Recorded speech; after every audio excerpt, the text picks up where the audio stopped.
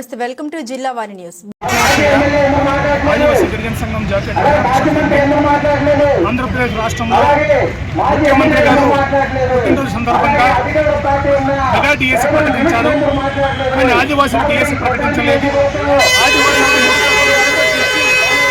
DSC ఇస్తామని చెప్పి గతంలో ముఖ్యమంత్రి గారు 3 సార్లు హామీ ఇచ్చారు. హామీని విస్మరించి ఈరోజు మెగా డిఎస్సీ ప్రకటించి ఆదివాసులకు అన్యాయం చేస్తారు. మెగా డిఎస్తో పాటు ఆదివాసీ డిఎస్సీ నిర్వహించాలని ప్రభుత్వం మేము డిమాండ్ చేస్తున్నాం. ఇప్పటికే గిరిజన సలహా మండలి డిఎస్సీలో ఆదివాసులు 100% రిజర్వేషన్ ఇవ్వాలని తీర్మానం చేసింది.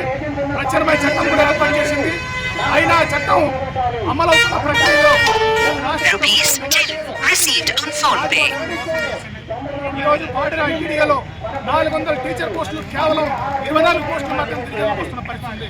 రాష్ట్రంలో సుమారు ఐటీడీఏ పరిధిలో 770 పోస్టులు ఉంటే ఆదివాసులు కేవలం 42 పోస్టులు మాత్రం వస్తున్నాయి. ఇటువంటి పరిస్థితుల్లో ప్రభుత్వ శాఖలోనూ మండల పరిషత్, జిల్లా పరిషత్లోనూ దాదాపు 4000 పోస్టులు ఉన్నాయి. అన్ని కలిపి గిరిజన గురుకులంలో పోస్టులు ఉన్నాయి.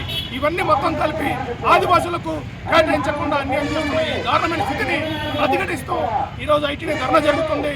రాష్ట్ర ప్రభుత్వం స్పందించి తక్షణ వైఖరి ప్రకటించి ఆదివాసులు న్యాయం చేయాలి.